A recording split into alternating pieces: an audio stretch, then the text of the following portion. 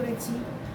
আর এই দেখো করেছি মাছের ডিমের বড়া, তারপরে 5 রকম ভাজা, চাটনি, তারপরে এই যে কাঁকরোল আছে না, কাঁকরোল খাও তোমরা, কাঁকরোল দিয়ে আলু দিয়ে ঝোল করেছি। আর এই যে রুই মাছের ঝোল কাই কাই করে করেছি।